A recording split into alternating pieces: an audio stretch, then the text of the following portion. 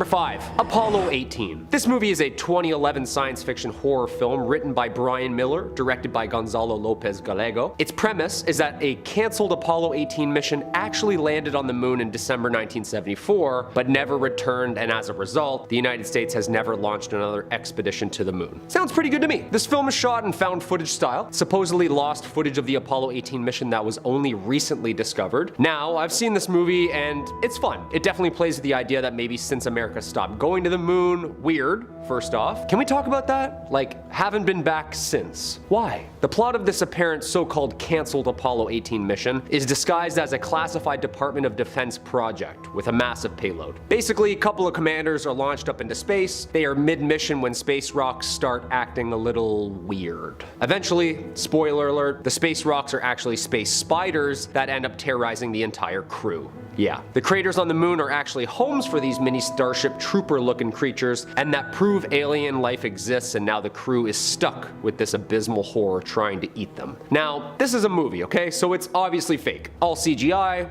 That's what my eyes are seeing. But the truth lies in the interviews real astronauts have made since their real landings. The missing couple of minutes of dead NASA airtime, Buzz Aldrin saying UFOs are parked all around them on the moon, watching their every move. You know, when you start diving into some of the more spooky conspiracy legends around the actual missions, Apollo 18 all of a sudden gets a little scarier. Yeah, I highly recommend this space anomaly of a film. It's fun, it lets the imagination think. Also, Google up some of the weird shit that people say after they've been to the moon. Like, did you say Sumerians? Number 4. Willow Creek. Okay, another fun yet obviously fake movie. Willow Creek is the 2013 independent found footage horror film written and directed by Bobcat Goldthwait. It focuses on a couple who go into the woods of Willow Creek, California, looking for material of their documentary on Bigfoot. Yeah, the two stop off first in Willow Creek, the Bigfoot capital of the world, where they interview lots of locals about their experiences around Bigfoot. They set up camp in the middle of the woods, but later return to it from a swim as they find the camp trashed and rummaged through, and all of their stuff is oddly thrown up high, very high, in a tree. That night, they're woken by disturbing sounds from the woods, and the sounds get louder and more non-human as they both become terrified when they hear heavy footsteps, crunching leaves, and growls outside their tent. Yeah, that's a scary sound. I would be absolutely shooketh. In the morning, they wander the thick woods lost and confused and unable to locate their car and the path they came across. The aggressive animalistic sounds continue until they find a missing woman. She tells them that she's been abducted by this Bigfoot creature, and eventually, spoiler alert, it finds them and leaves us with that are they alive or are they not kinda ending. Great movie, very fun. Obviously, Bobcat Goldthwait, the writer and director, did not actually catch an hour and a half of Bigfoot footage. There's this monster up there, he's pretty scary. Come on, that was a pretty good impression. Come on. Now the scary part comes from the document the FBI actually released. Actual proof that they were, in fact, looking into the Bigfoot case. Okay, so we got some proof which led to this. I love it. Not too real, a little over the top. 86 on Rotten Tomatoes. Great fun. For centuries, people have been hearing strange screams and howls from the forests at night, which they think maybe is the Sasquatch. Lots of tales up here from Canada. I think Sasquatch or Bigfoot is definitely real, because there's too many sightings and claims by people of authority and respect to think that it's not. You know what I mean? Cops, park rangers, FBI. Like, who else are we supposed to trust, right? I don't know. What do you think? Number 3, The Sacrament. The Sacrament is a 2013 American found footage horror thriller film written and directed by T. West. The actors play Vice journalists who document their co-workers' attempt to locate his sister after she joins a reclusive religious commune. The film's plot is based on the real-life events of the Jonestown Massacre of 1978. Patrick, a fashion photographer, receives a letter from his sister inviting him to visit Eden Parish, a utopian community founded by a religious leader of some sort. When Patrick investigates, he discovers that they've moved to a very secluded compound only accessible by helicopter. Intrigued, Patrick's co-workers, reporter, and a cameraman suggest a documentary on the topic. Issues first arise when they meet the guides at the airfield and they're taken to meet the father. After settling in, the two attempt to find members to interview. Several of the people tell stories of how the father have saved them and given them hope. When the filmmakers relax, they discover a group that wishes to leave claiming brainwashing and abuse. They are taken hostage, and father forces everyone to drink cyanide-laced drinks. The two filmmakers flee to the helicopter and escape. Now, not spoiling anything about the film, but it's actually based around real events of the Jonestown Massacre. The brainwashing techniques, the misguided plans with fun and partying, and of course, all that Kool-Aid stuff. The movie really gives the audience the weight and misdirection of comfort and community between shared minds and the danger of one collective mind. Great acting, really scary. Of course, the Vice intro really lays into the weight of it possibly being true. What do you think? Does this film do a good job at representing the eeriness of cults from our past? Because I think it does. Number 2, Area 51. You know I'm the tinfoil hat around here on this channel, so you know I'm gonna pull from some of my alien collection. They're my favorite, okay? For those of you who aren't up to date on the UAP phenomenon, Google up and dive in. Yeah, dive in and do your homework. Dive.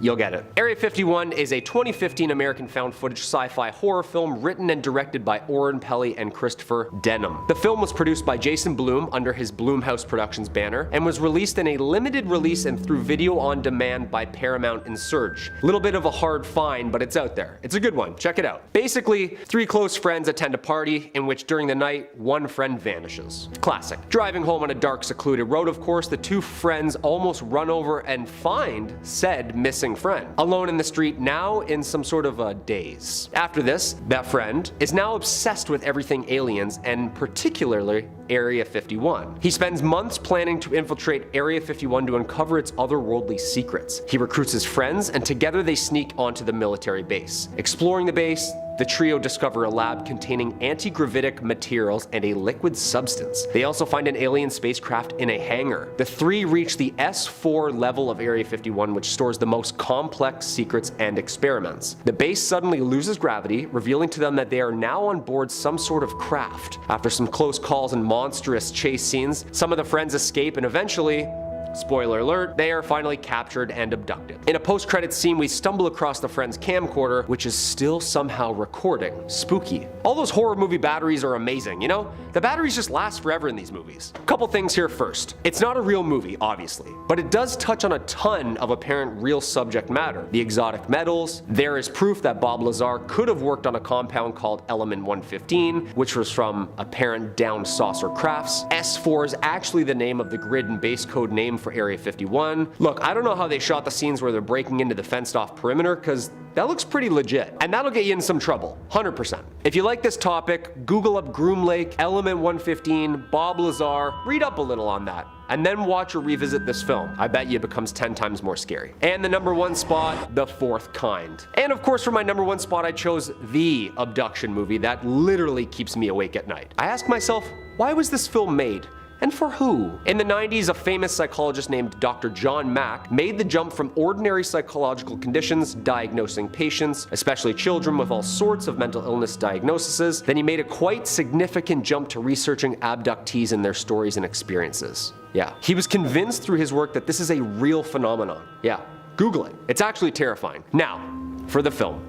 Sorry, I kind of had to set the stage there for you. The Fourth Kind is a 2009 sci-fi psychological horror film directed by Olatunde Osunsanmi, starring Mila Jovovich. The title is derived from the expansion of J. Allen Hynek's classification of close encounters with aliens, in which the Fourth Kind nails. Google Project Blue Book. Yeah. This guy's all real. The film is a pseudo-documentary recreating true events that occurred apparently up in Alaska. The psychologist uses hypnosis to uncover memories of alien abduction from her patients and finds evidence suggesting that she herself could be an abductee. At the beginning of the film, Jovovich informs the audience that she will be playing a character based on a real person named Abigail Tyler, and that the film will feature archival footage of the real Abigail Tyler at various points throughout the film. Yeah, both of these are not real, thank the gods, but are based around all true testimonies and apparently cases studied by Mack circa 80s to 2000s, surrounding abduction cases from people under hypnosis. Yeah, this movie is my number 1, not because of the obvious fake documentary style scenes, but for the fact that I've done my homework, people, and this is based around a lot of real stuff. Yeah, ancient Sumerian text, real psychologists writing real books, the thousands of apparent abduction accounts from police officers, children, teachers, doctors. Kinda makes you think, doesn't it? Look, I highly recommend this film. I think it's a true homage to those who actually believe they were abducted. Do some of your own homework. Give it a watch. Trust me. Coming in at number 5, Identity. Released in 2003 and directed by James Mangold, Identity stars John Cusack, Ray Liotta, Amanda Peet, Alfred Molina, Clea Duvall, and Rebecca De Mornay. The movie follows 10 strangers who arrive at an isolated hotel and become temporarily cut off from the rest of the world when mysterious killings begin to occur, with each of them being picked off one by one. Now, although the plot is not a direct adaptation of Agatha Christie's 1939 whodunit and Then There Were Now, it does draw from the structure of the novel. So what exactly goes down during the end of the movie? Well, it is revealed that the characters we have come to know and love, well, they're not real. No, instead they all exist inside the mind of Malcolm Rivers, the host, a convict who is awaiting execution for several vicious murders that took place in an apartment building. On top of that, he suffers from multiple personality disorder, and the characters in the motel were actually his personalities. In essence, throughout the movie, one of his personalities is killing the rest, with it turning out to be Timmy, a little boy. He takes down the final personalities, with him taking control of Malcolm's brain, turning him into a homicidal maniac. Fun times. You know what? It is somewhat of a good twist, just poor execution in my opinion. Honestly though, the movie wasn't that good to begin with, but it is a fun time regardless. Coming in at number 4, High Tension. Released in 2003 and directed by Alexandre Aja, High Tension is a slasher movie that follows a beautiful young French woman, Alex, who travels out to the country to visit her family, brings along her friend Marie. Soon after they get settled into the secluded home, Alex's parents are brutally attacked by a psychotic truck driver who proceeds to stalk the two women as well. When the killer kidnaps Alex in his truck, Marie hides in the back to try and rescue her, but the bloodshed is far from over. Now, this new French extremity slasher is a fan favorite among horror movie lovers, but we can all agree that the ending is not up to par with the rest of the film. Prior to the end, Alex and Marie are put through the ringer as a series of killings unfold. Now, the reveal of this movie, Marie was the killer all along. Love that twist. 10 out of 10 does not make any sense. On top of that, the trucker who has been pursuing them for the entire movie, not real, just a figment of Marie's imagination. However, this completely confuses all audience members, as there is a pretty long, drawn-out sequence where Marie and Alex are trapped inside the trucker's trunk while he's driving around, so what exactly even happened there? It's a shame because the movie is genuinely good. The ending just really let it down in my opinion. Never watched it, never will. In at number 3, Orphan. Orphan is a fun movie, but we all know it's not that good. I would give it a solid 5 out of 10, but enjoyment levels 10 out of 10 for sure. Released in 2009 and directed by Juan Collet-Serra, Orphan centers on a couple who, after the death of their unborn child, adopt a mysterious 9-year-old girl. Starring Vera Farmiga and Peter Sarsgaard, the movie is an intense thrill ride, with it becoming apparent very early on that the daughter isn't as sweet and innocent as she initially appeared to be. The mother becomes suspicious, with the daughter Esther seeming to possess more knowledge of certain things than she should at the age of 9, including knowledge about sex, with her even making bizarre advances towards the father, even breaking her arm and blaming on the mother. Her facade begins to crumble over the course of the movie before finally reaching its crescendo. Now, the ending in question was absolutely shocking and utterly baffling. The daughter isn't actually 9 years old, no, she's instead a 33-year-old woman named Lena Klammer, who suffered from a rare disease resulting in her stunted physical growth. It is revealed that she has spent the majority of her life posing as a small child. On top of that, she has murdered at least 7 people in her life, which is comforting. The ending made no sense simply because it was clear as day that this was a child. Also, there is no way she could go through her whole life without someone discovering the truth. The entire movie jumped the shark, but regardless, it was a fun time up until the ending. Also, Vera Farmiga, she's babe, 10 out of 10. Coming in at number 2, Signs. Now, I love Signs, I really do, and I'm a big supporter of it, but I do agree it has its flaws, and most of them lie in the twist and ending of the movie. We all know what I'm talking about. Released in 2002 and directed by M. Night Shyamalan, Signs stars Mel Gibson and Joaquin Phoenix, with it focusing on a former priest named Graham Hess, played by Gibson, who discovers a series of crop circles in his cornfield. Hess slowly discovers that the phenomenon is a result of extraterrestrial life. Now, the movie from start to finish is intense, with the family being forced to barricade themselves in their home as aliens descend and attempt to break in. They soon discover that this is happening across the globe and no one is safe. However, what makes this film so genius in my opinion is that it's all connected. There is a message in everything that is said and done. Signs doesn't just refer to the crop circles, but it also refers to messages, dialogue said by Graham's wife when she is tragically killed by a drunk driver. She hints to the future and the events that transpire at the end of the movie. It confirms the theory that everything happens for a reason. Graham needed to lose his faith. Joaquin's character Meryl is a former baseball player. The daughter Beau has a strange thing with water, and the son Morgan has asthma. This all needed to happen because in the closing moments of the movie, when the aliens break in, storm the house, grab Morgan, and threaten to kill him with toxins that are expelled from their body, all these signs begin to make sense. Morgan is having an asthma attack. No toxins can get in his lungs. Meryl has a baseball bat on the wall and he swings away, just like Graham's wife said to do the day she was struck by a car. And Beau, of course, has water spread around the house because she is so picky. When Meryl swings away, the alien falls into a table, knocks down the water, and we learn that water is the alien's weakness. This is where things get ridiculous. Why would aliens come to Earth when around 96.5% of the planet is made up of water?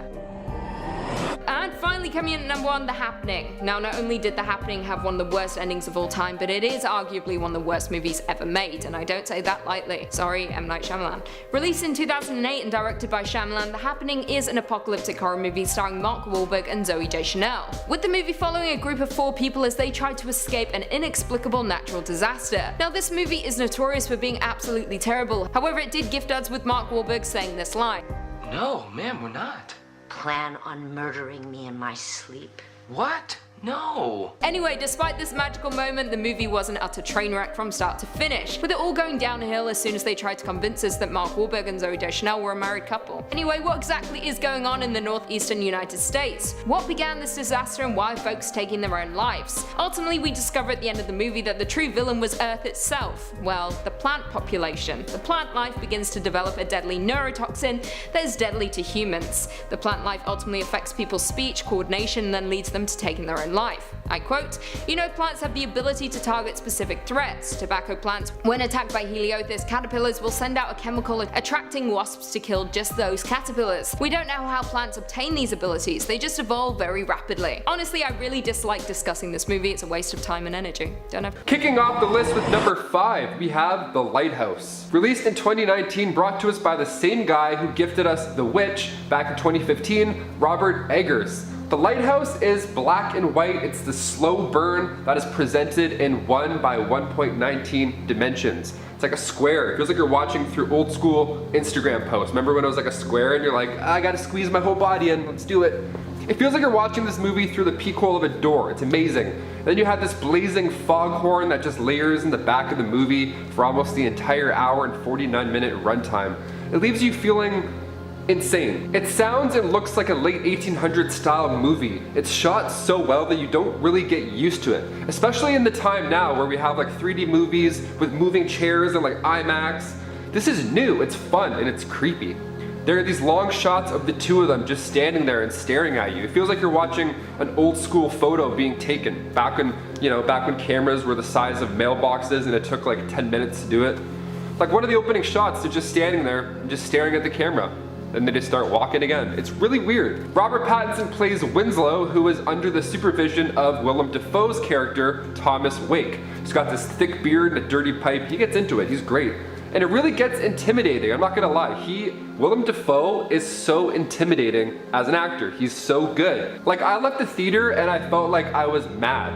There's only 2 speaking characters the entire time. They meet each other, they get to work, they drink, they talk, they dance, they fight a little bit, and then on top of all of these wild emotional changes, we have some lore behind the actual lighthouse. So even if you didn't enjoy The Witch, give this movie a go. It feels like you're watching theater. The monologues are captivating. Number 4, Jacob's Ladder. Directed by Adrian Lyne, starring Tim Robbins, this 1990 thriller was way ahead of its time. It's about this Vietnam veteran who has these horrible hallucinations and he's not sure if he's literally in hell or this is just PTSD from army experiments. And at the same time, we see Jacob and his crazy relationship problems unfold. I mean, his life is a literal roller coaster, and while you're watching it, the whole time you feel so stressed out for him. Like you want him to be okay, or you kind of don't want him to be okay. As long as we pick one lane and keep moving, we're happy. But that's where this movie settles, that gray area between I'm not sure what's going on, I'm kind of confused with the plot, to, oh, we're not supposed to know what's going on. I get it. I like it. It's just this back and forth and it's brilliant. Jason Alexander is in this movie. He's the supporting character and he plays Jacob's attorney. And for the shady army conspiracy plot that they're pushing in the movie as well. Many viewers gave this movie for being messy and confusing and incoherent, but that's what makes it stand out as its own. That's why we're putting it in this list. Also, a lot of people look at Macaulay Culkin as the Home Alone kid, you know, and how great and cute he is, whatever, he's funny, he does the thing, he's awesome. This movie, he's like an actor. He is just a young, good actor. He's not like the cute kid. It's amazing. This movie as a whole is just a mind. Give it a go if you haven't right after this video ends, like immediately. Good luck, you'll need it. Number 3, As Above, So Below. Okay, this one snuck past a lot of people. It's a hidden gem. It was released back in 2014, starring Perdita Weeks and Ben Feldman, and it was directed by the lovely John Eric Dowdle. We have this group of explorers that are searching the depths of the Paris catacombs for the Philosopher's Stone. Yeah, this is like some Harry Potter stuff, except it's crazy. It's one of those movies where you have to Google the ending in a good way. It's not like, oh, that was stupid, what I miss? I was curious what others thought about this plot because it's advertised like an exploration gone wrong almost. We have the POV shaky cam, some flashlights you gotta smack a few times, the one guy who doesn't want to do anything or have anything to do with this group, but still ends up doing everything with the group. It's got all the common horror tropes, and it looks like a cheesy movie with like a low budget. Like I watched the trailer and I was like, cool, I could just make this movie myself, next. And the combination makes for a pretty exciting hour-and-a-half movie, I'm not gonna lie. Each character has this hidden past that has to be uncovered in order to like move on with the plot. So you're not quite sure what's gonna happen next or which hellish theme you'll be getting along the way. And when I say hellish theme, I literally mean hell. This movie is based off the 9 stages of hell, which is a breath of fresh air compared to your usual, you know, hey, let's go in the woods and make out, stab. I mean, the themes of the devil aren't new. Like, of course, we've seen possession, like curses. Those are all great. But hell, as this living, breathing, haunted house style entity that you have to escape, it's pretty solid, it's pretty new. We don't see that enough. If you haven't seen it, / when you do watch it, let me know your thoughts about the ending, because it's up for debate online, and people think that it's a different ending than what we saw. And there's some pretty compelling evidence for some of these theories, so let me know down below, because I'm curious. Number 2, The Sixth Sense. The Sixth Sense, okay, if you're watching this and you haven't seen The Sixth Sense, spoilers coming in hot, okay? Like, you're gonna hear some things that you might not want to know. Shame on you, though. This movie came out when I was 5 years old. Look at me, I'm like 6'2". This is how much time you've missed. You could have watched Sixth Sense in all this time. Released in 1999, directed and written, of course, by the twist-ending king himself, M. Night Shyamalan. Starring Bruce Willis and Haley Joel Osment, very young Haley Joel Osment, this movie cleaned up. It did so well. It earned itself 6 Oscar nominations, including Haley Joel Osment. He's great. Now, before this point in his career, M. Night Shyamalan had only done Stuart Little and a couple other less popular projects. So to go from the new kid on the block to one of the best horror film directors and writers to this day, we have to talk about where it started. So Bruce Willis plays a child psychiatrist who is side by side now with Cole, Haley Joel Osment's character, who can see dead people in his everyday life. It's great, it's amazing acting, it's a great horror film, the concept is wild, but underneath this spooky music and dark, beautiful, eerie shots, this movie is a drama. It is a soul-searching, have a little faith in me, what is my purpose in life type drama. So after the reveal, the movie is very disturbing.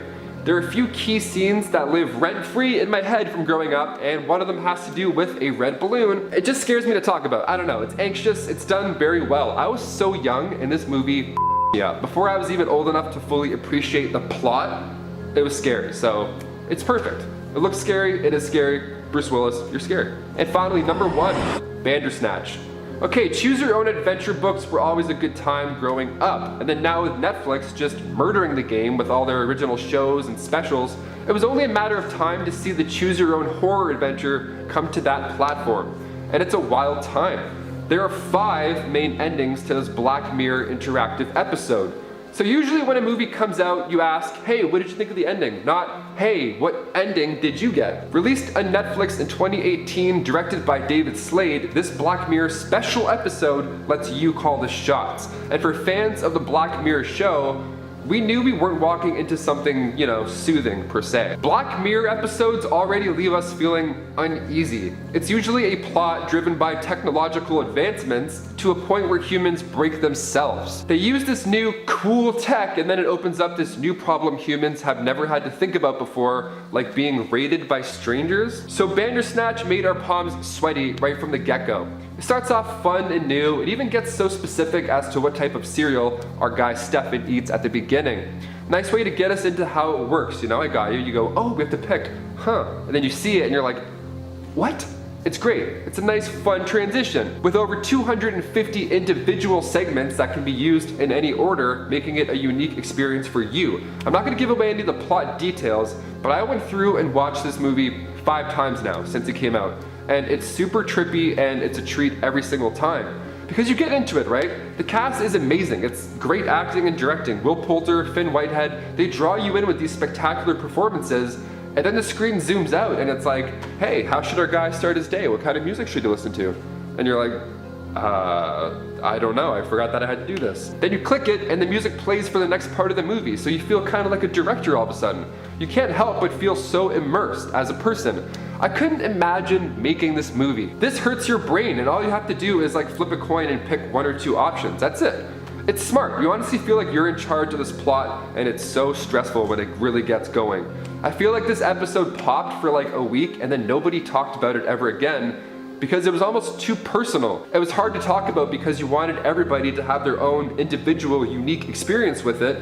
Like, if you got a messed up ending, you couldn't talk to anybody about it. That was like your own thing. You're like, oh, that was crazy. Like, I wonder if they got that same crazy night that I had. Because they may have watched an entirely different movie, perhaps. And you can't spoil it either. Like, what a weird conversation to have. How was your movie? It was pretty scary. How was yours?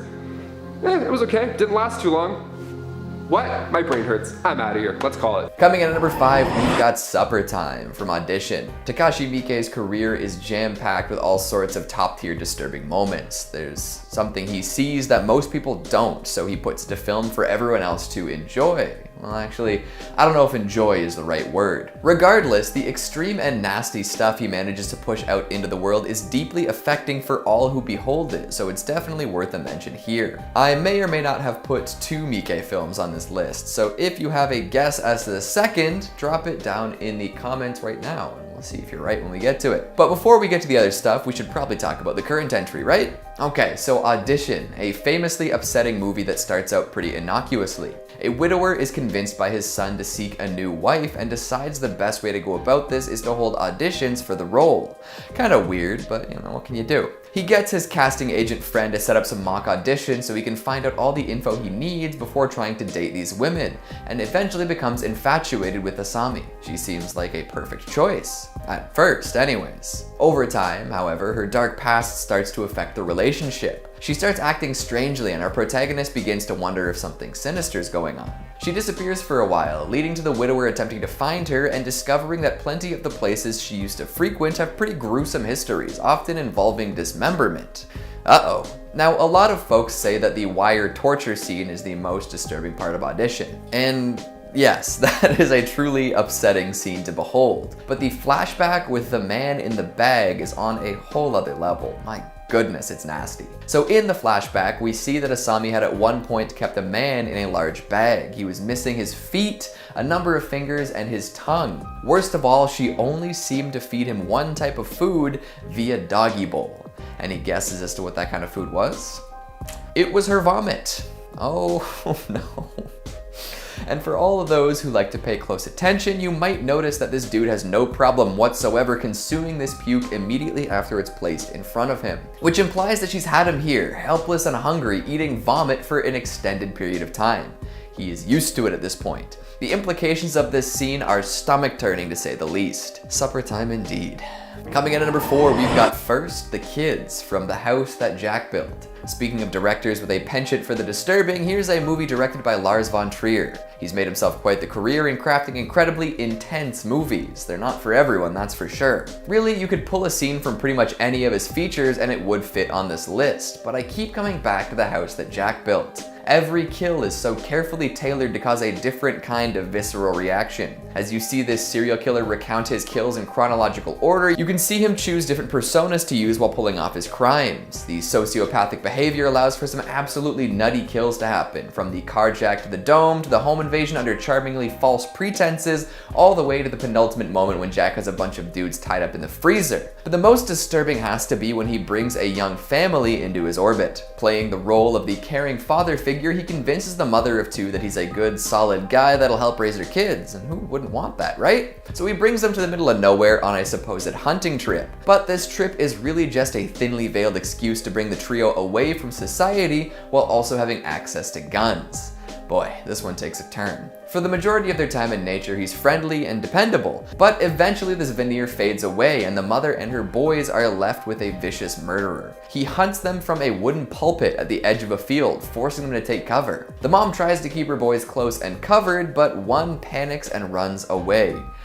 Boom, he's shot dead. The second one is quick to follow, leaving Jack alone with Mother Dearest. After propping up the tiny corpses, he makes her have a picnic with him. Really despicable stuff. Coming in at number 3, we've got hooks and hot oil from Ichi the Killer. And we're back to Miike. Unlike Audition, Ichi the Killer is cartoonish in its execution, which allows the viewers to put a little bit of space between themselves and what's happening on screen. This shouldn't be too surprising considering that this movie is based on a manga. So when all sorts of depraved, bloody, nasty stuff happens, it feels sort of otherworldly. It's so obviously not real that it can become super over the top and ends up as a bit of a spectacle. But there is one torture scene carried out by the masochistic, bleach blonde Yakuza tough Kakihara. After his boss goes missing, he captures the hapless Suzuki under the impression that he's the one who kidnapped him.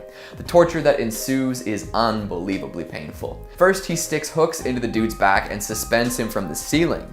And when he's hanging there defenseless, he pierces his cheeks with chopsticks. From there, more chopsticks are inserted into more painful areas until eventually it's time for tempura. See, he's had some shrimp frying up this whole time and doesn't want the leftover oil to go to waste. So he pours the bubbling oil all over the hanging man's bare back, causing his skin to bubble and burst. It's not just the image that makes this hard to watch either, it's the sound of it all too. You might accidentally remember this scene next time you're cooking, which really isn't the best way to enjoy your food. Plus it turns out that the poor torture victim was innocent after all, so Kakihara cuts off the tip of his tongue to make up for it. Sure, that makes it all better. Coming in at number 2, we've got Skinned Alive from Martyrs. If you ask the average internet user what the most disturbing movie of all time is, a lot of the time you will get the answer Martyrs, and for good reason. Other disturbing classics like Salo, a Serbian film, and The Men Behind the Sun will often get mentioned too, but there's something extra special about the French extremist flick. It could be the sympathetic characters, or maybe it's the wild gut punch of discovery when the demon is revealed to be something unexpected, followed by the hidden lab beneath the house opening up. Could be the bleak, depressing message too. But of course, folks are gonna wanna talk about the horrific torture sequences most of all. And what better bit to bring up than the total lack of skin? Yeah, after intense mental degradation and many brutal beatings, poor Anna is flayed alive. All of her skin, gone. And she survives. So we get an eyeful of her musculature, down to the most grisly details. And she can see something that the rest of humanity cannot thanks to her near-death martyred state. What that might be, we can't really know. But whatever she told Mademoiselle while in this state was bleak enough to cause her to end her own life immediately. So there's that. And finally at number 1, we've got the Tortoise from Cannibal Holocaust. So you might want to skip this one if you have issues with animal torture. Like the rest of the scenes up until this one are gross and tough to watch, but it was all done via special effects using actors who knew exactly what they were doing. Cannibal Holocaust, on the other hand, is famously real. So if it sounds like that might be too much, take the rest of the day off. Filmed as a pseudo-documentary detailing the exploits of a film crew that discovers the lost film canisters from the previous explorers who were there to learn about the local cannibal tribes, we see a lot of nasty stuff. The stuff captured by the original crew is so disturbing, so upsetting and violent that the original TV station that was gonna air it watches this footage and decides to destroy all the footage. Now, a lot of the human-based violence here is horrifying. It is an exploitation film after all, but that's all done with actors and special effects. The animals that die in this movie, though, that's all for real. And one of the most upsetting scenes involves the dismemberment of a live tortoise. Instead of killing it outright and then doing the limb removal afterwards, the folks end up truly torturing this innocent creature. One of the actors even ended up having a breakdown after the scene wrapped, and really, I don't know what else to say about this one. So hopefully nobody's too disturbed after all that. Lots of gnarly, gruesome stuff out there if you know where to look.